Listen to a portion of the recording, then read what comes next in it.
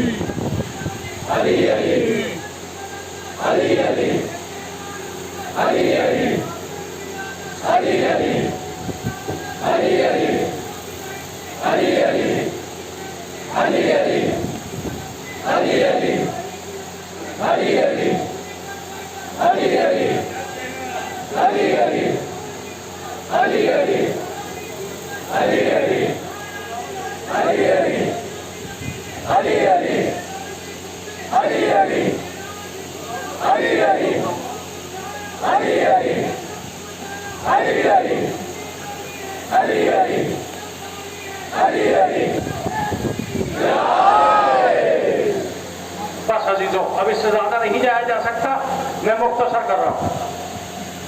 کتاب بحار الانوار, حدیث سنیں. ان اللہ جعل لاخی علی ابن ابی طالب فضائل لا تحصى کثیرۃ. میرے بھائی علی ابن ابی طالب کے اتنے فضائل ہیں جنہیں شمار نہیں کیا جا سکتا. ممن ذکر فضیلۃ من فضائلہ غفر اللہ لہ ما تقدم من ذنبہ وما تأخر.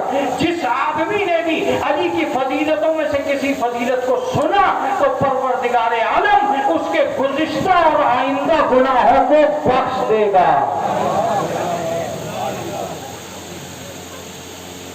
کتاب بحار الانوار جلد 3, حدیث سنیے. لو کان الاشجار اقلاما والبحار مدادا والجن والانس کتابا ما احصى فضائل علی ابن ابی طالب. اگر ساری دنیا کے درخت قلم بن جائے, ساری دنیا کے سمندر روشنائی بن جائے, ساری دنیا کے جن و انس لکھنا چاہیں ما احصو فضائل علی ابن ابی طالب, تو علی ابن ابی طالب کے فضائل کو شمار نہیں کر سکتے. کیا سمجھ؟ اس کا مطلب یہ کہ اس کائنات میں, ہاں میں ایک لفظ ضرور کہا کرتا ہوں, جس کی دنیا میں علی نہیں آیا اس تک بلندی آئی ہی نہیں. ایک اور لفظ سنو, جو اس دنیا میں علی تک نہیں گیا وہ اللہ تک جا ہی نہیں سکتا. اس لیے کہ رسول اسلام فرما کے گئے. کتنے فضائل ہیں کتابوں کے اندر، یہ میں بیان نہیں کر سکتا تھا، اور دنیا کی کوئی طاقت بھی بیان نہیں کر سکتی. اور تم سے بھی کہتا ہوں، جو بھی منبر پہ آتا ہے وہ اپنے عقل کی حد لاتا ہے، ان کی فضیلت کی حد نہیں لاتا. ہاں اتنا ضرور ہے کہ یہ کمال علی تھا کہ اس نے بشری لباس پہنتے ہی بشریت کا وقار بلند کر دیا. ہاتھوں کو بلندی نہ ملتی اگر ید اللہ نہ ہوتے، آنکھوں کو اونچائی نصیب نہ ہوتی اگر عین اللہ نہ ہوتے، کوئی نفس لائق تعریف نہ ہوتا اگر نفس اللہ. اس کائنات میں انسانیت کی تصویر کو مکمل کرنے کے لیے خالق کائنات نے علی کو زمین پہ بھیجا تھا. جاؤ علی، ہر چیز کو بلندیاں دیتے چلے جاؤ. جس عقیدے میں علی آ گئے وہ عقیدہ بلند ہو گیا، جس کتاب میں علی آ گئے وہ کتاب بلند ہو گئی، جس نصیبے میں علی آ گئے وہ نصیبہ بلند ہو گیا، جس قوم میں علی آ گئے وہ قوم بلند و بالا ہو گئی. آج مسلمانوں کا کوئی طبقہ ایسا نہیں ہے جو اس بات کا انکار کر دے کہ علی لائق فضیلت ذات نہیں ہے. کون سا طبقہ ایسا ہے جس میں علی علیہ السلام نہ بیٹھے ہوں؟ جاؤ پوچھو صوفیوں سے، وہ چھپ چھپ کے کس کا نعرہ لگا رہے ہیں. جاؤ پوچھو ملنگوں سے، وہ کھل کھل کے کس کا نعرہ لگا رہے ہیں. ذرا پوچھو کتاب لکھنے والوں سے، وہ فصاحت و بلاغت میں کس کی قسمیں کھا رہے ہیں. ذرا پوچھو حدیث بیان کرنے والوں سے، وہ کس کی نوعیت فضیلت کو دیکھ رہے ہیں. ہاں اتنا ضرور ہے کہ آسمان سے علی اس لیے آئے تھے تاکہ دنیا انسانیت کو وقار اور آبرو عطا کر سکے. اور اسی وقار اور آبرو کا کمال تھا کہ علی یہ مرتضیٰ چلتے چلتے جنگ صفین تک آ گئے. جنگ صفین یہ کیا ہے؟ جنگ صفین میں حضرت عمار یاسر سے رسول اللہ نے فرمایا سَتَقْتُلُكَ فِئَةَ الْبَاغِیَةِ، یا عمار، اے عمار تمہیں ایک گروہ باغی قتل کرے گا. جب ایسا ہوگا انت مع الحق والحق معک، تو عمار اس وقت تم حق پر ہوگے اور حق تمہارے ساتھ ہوگا. جناب عمار یاسر کو جنگ صفین میں شہید کر دیا گیا. جب جناب عمار یاسر جنگ صفین میں شہید ہوئے تو یہاں سے ایک گروہ حاکم شام کا بھی دشمن ہو گیا، اس لیے کہ یہ گروہ کبھی بھی حق پہ نہیں ہو سکتا جو عمار کو قتل کرے گا. اس کے بعد اسی جنگ میں ایک نو کے نیزہ پر قرآن کو باندھ کر اٹھا دیا گیا.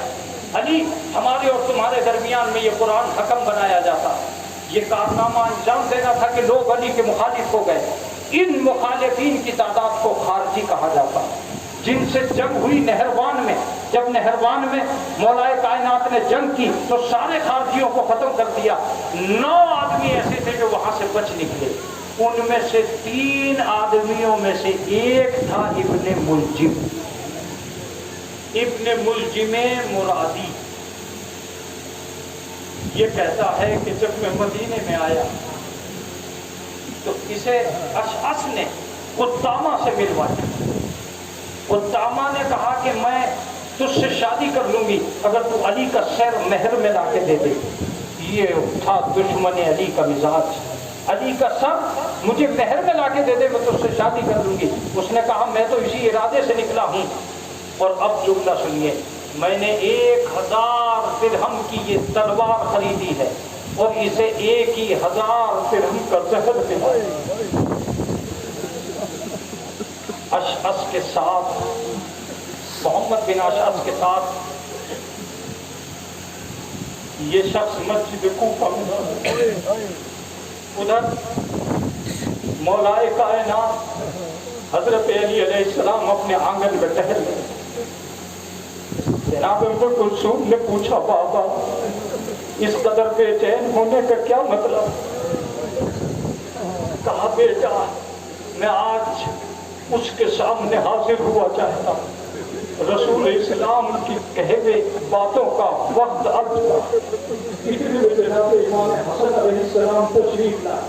جناب امام حسن سے پوچھا بیٹا وقت کتنا گزرا؟ بس ملاقات میں ایک حصہ باقی ہے. अजरुकुम अल्लाह, खुदा तुम्हें किसी गम में न रुलाने सिवाय गम आने का। अलबत्ता मैं आपसे ये कहूँगा कि तुम्हारे आंसुओं से अइम्मा को बड़ा प्यार। खुद इमाम हुसैन फरमाते हैं कि तुम्हारे आंसू मेरे जख्मों का मरहम। छठे इमाम फरमाते हैं कि अगर हमारे गम को महसूस करके तुम्हारी आंखों में मक्खी के पर के बराबर भी आंसू आता है तो हम उसका हक दिए बिना नहीं रहे। फातिमा फरमाती है कि मैं किसी भी अदाकार को उस वक्त तक जन्नत में दाखिल नहीं होने दूंगी जब तक उसके आंसुओं का बदला उसे न मिलेगा। अजीजों को अपनी बदलिश को तमाम कर दूंगा इस जुमले से। छठे इमाम फरमाते हैं कि हमारे अजदाद से रोने वालों कभी घूट घूट के रोना, इसलिए कि हमारे अजदाद को तड़पा तड़पा के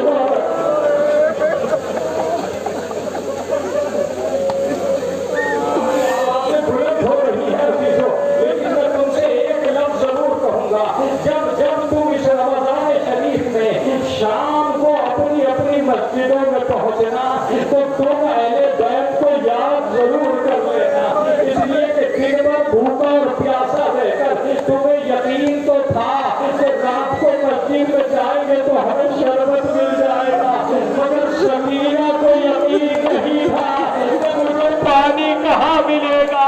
ज़ैनब को यकीन नहीं था कि हमें खाना कहाँ मिलेगा। अहले बैत को पता नहीं था कि हमें पानी कहाँ मिलेगा।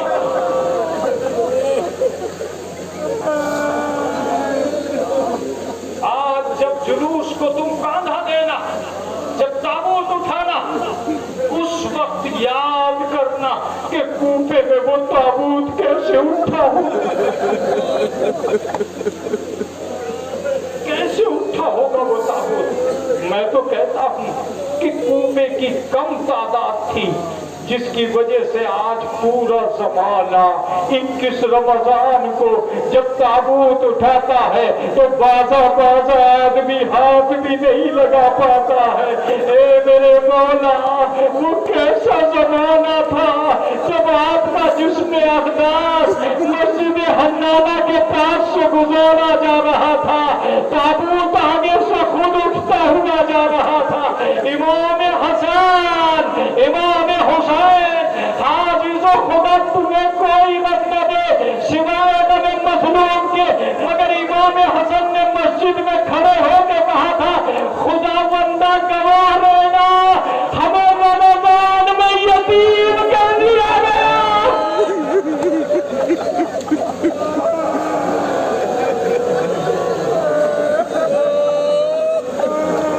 हमें रमज़ान के महीने में यतीम कर दिया गया। जनाब इमाम अली मुर्तज़ा अपने घर से निकलना चाहते हैं। रिवायत ये बताती है कि घर में पली हुई बत्तखों का दरवाजा खोल और दरवाजा खोल के उन्हें दाना डाल के कहा कि न जाने अब तुम्हें कब दाना मिलेगा, ये अली के हाथ से दाना खा लो। रिवायत ये बताती है कि उन पली हुई बत्तखों ने दाना नहीं खाया बल्कि मौला की आबा का दामन पकड़ के खड़ी हो गई। बस जैसे ही मौला ने ये देखा कि बत्तखों ने मेरा दामन पकड़ लिया है तो एक मर्तबा बत्तखों को मुखातिब करके कहा, अगर पहचान चुकी हो तो अली का दामन छोड़ो। ये कह के दरवाजे पे आ गए, जंजीरें दर दामन से लिपट गई। अली ने दरवाजे पे हाथ रख के कहा, अगर पहचान चुके हो तो दरजा रास्ता छोड़ दो। जंजीरें दर ने रास्ता छोड़ा। दुनिया का सबसे बड़ा नमाजी मस्जिद में आया। अजीजों, तुम्हारे सुनने पर ताज्जुब है। लीजिए इमाम वक्त मस्जिद में आए। रिवायत ये बताती है कि गुलदस्ते अजान पे खड़े हुए, अजान दी। कूफे के हर घर में यह आवाज पहुंची। नमाजियों ने अपनी जगह से चलना शुरू किया। अली अलैहिस्सलाम ने 2 रकत नाफिला नमाज को पढ़ना शुरू कर दिया। अभी दूसरे सजदे से सर उठा ही रहे थे कि इब्ने मुलजिम ने तलवार मारी। तलवार का लगना था कि एक मर्तबा आवाज गूंजी, अला कद क़ुतिल अमीर अल-मोमिनीन।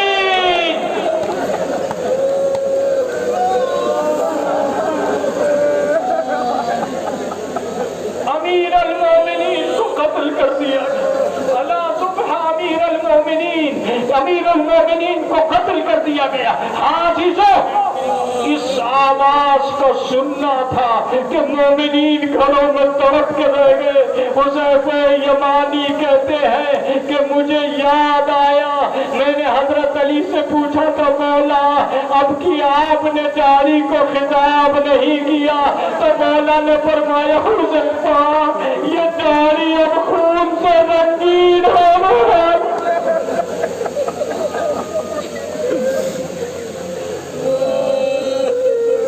बताती है कि जनाब अली मुर्तज़ा के ज़रबत का लगना था। इधर इमाम हसन और इमाम हुसैन मस्जिद में दाखिल हुए, सब मोमिनीन मस्जिद में दाखिल हुए। क्या देखा कि अली मुर्तज़ा मेहराब में तड़प रहे और खाक मेहराब की उठाकर सर पर डाल रहे हैं। जनाब इमाम हसन आगे बढ़े, कंबल में लपेटा और कंबल में लपेट के कहा बाबा ये क्या हो गया? फरमाया हसन मेरे सर पे रूमाल बांधो और ख्याल रखना हुसैन रूमाल नहीं बांधेगा, इसलिए कि हुसैन को करबला के मैदान में न जाने कितने जख्मों का इलाज करना है। ए मेरे लाल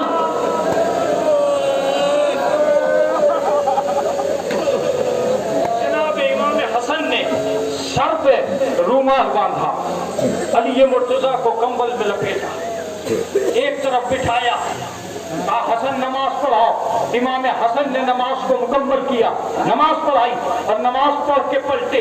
रिवायत ये बताती है कि जनाब अली मुर्तज़ा के मुंह से निकला, जनाब अली मुर्तज़ा के मुंह से निकला हसन मुझे सहारा दो, इसलिए कि अब तुम्हारा बाप चल नहीं पा रहा है। ए मेरे लाल जहर ने मेरे बदन में असर कर दिया है।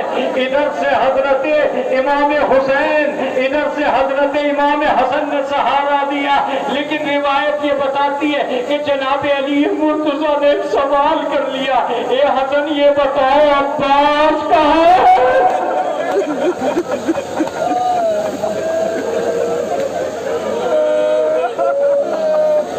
ये बताओ अब्बास कहाँ है?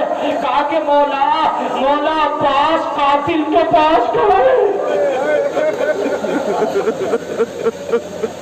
कातिल के पास खड़े हैं, कब्जे में शमशीर के कब्जे पे हाथ है और कातिल के पास खड़े हैं। तो अब्बास को बुलाओ, अब्बास को बुलाओ, हसन मेरे घर से जरा शरबत लेके आओ।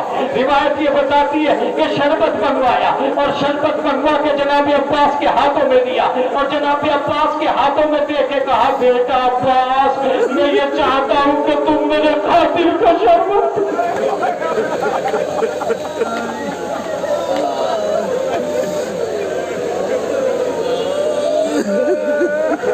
जनाब अली मुर्तज़ा को लेकर चले, घर की तरफ रवाना हुए। रिवायत ये बताती है कि पीछे मोमिनीन का हुजूम था, एक कसीर तादाद थी जो अली मुर्तज़ा के पीछे सर पीटती हुई आ रही थी। बस एक मर्तबा एक जगह जाकर इमाम अली मुर्तज़ा ने फरमाया ए हसन इन सबसे कह दो यहाँ से वापस चले। अजीजों मेरे आखिरी जुमले हैं, इन सबसे कह दो यहाँ से वापस चले जाए। कहा बाबा क्यों इन्हें घर तक आने दीजिए? कहा कहीं ऐसा न हो मुझे करीब देख के ज़ैनब बाहर निकल आए, मुझे ये मंजूर नहीं है कि नामहरमों की नजरें मेरी ज़ैनब पे पड़ जाए। मैं कहूँगा मौला अरे यही कूफा है जिसमें ज़ैनब नंगे सर खड़ी है, मुनादी निदा दे रहा है हाज़े ही सवाया रसूल अल्लाह।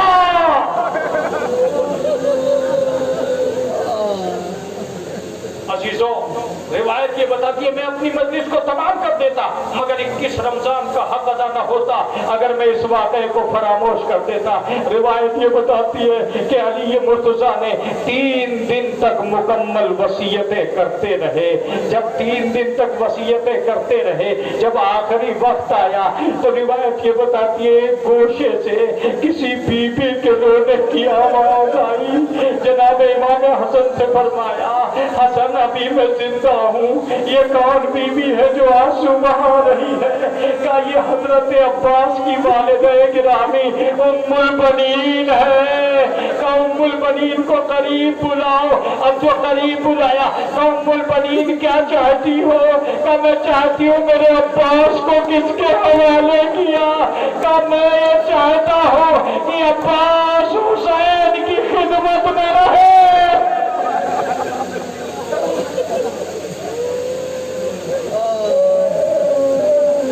جنازہ گھر سے نکلا, مسجد کی دیواریں جھکنے لگی, ملائکہ جنازے میں شریک ہوئے. امام حسن اور امام حسین جنازہ دفن کر کے واپس آ رہے, ایک دوسرے سے اپنے بابا کی باتیں کرتے جب تابوت اٹھانا اس واقعے کو مت بھول جانا. روایت یہ بتاتی ہے کہ اچانک جناب امام حسن نے امام حسین سے کہا بھیا تم کسی کے رونے کی آواز سن رہے ہو؟ کہا ہاں کوئی آدمی ہے جو کسی گڑھے میں گر پڑا ہے, چلو اس کی مدد کرتے ہیں. اب جو دیکھا تو کیا دیکھا کہ ایک نابینا ہے جو اس گڑھے میں چاروں طرف سر ٹکرا کے کہتا ہے کہ ہائے کھانا کھلانے والے, ہائے شربت پلانے والے, کہاں چلا گیا ہے؟ میری بھوک بیکار ہو رہی ہے. بس روایت بتاتی کہ جناب امام حسن النشیب میں اتر گئے اور ایک مرتبہ اس کے سر کو اپنے زانو پہ رکھا, اور جیسے ہی زانو پہ رکھا پوچھا بھائی کیا ہو گیا ہے؟ کہا بھائی میں 3 دن سے بھوکا. اللہ خدا آپ کو کسی غم میں نہ اڑائے. بھائی میں 3 دن سے بھوکا ہوں. امام حسن نے فرمایا اے بھائی اتنا تو بتا 3 دن سے پہلے تیرا انتظام کہاں سے ہوتا تھا؟ کہ ایک شخص آتا تھا جو یہ کہتا تھا کہ ایک بھائی کے پاس بیٹھا ہے, وہ مجھے اپنے ہاتھوں سے کھانا کھلاتا تھا, مگر 19 کی صبح سے وہ میرے پاس نہیں آیا. بس امام حسن نے اسے گلے سے لگایا, آواز دیے بھائی ارے وہ میرے بابا امیر المومنین تھے جو روزانہ تیرے پاس آتے تھے, ہم انہی کی قبر بنا کے آ رہے. اس نے کہا مجھے قبر تک پہنچاؤ. بس روایت یہ بتاتی ہے کہ امام حسن اسے قبر تک لائے. وہ علی کی قبر سے لپٹ کے کہتا ہے اے میرے مولا اب ایسی زندگی کیا ہے, تیرے بنا زندگی کیسے گزرے گی؟ سیعلم الذین ظلموا ای منقلب ینقلبون. ماتم حسین.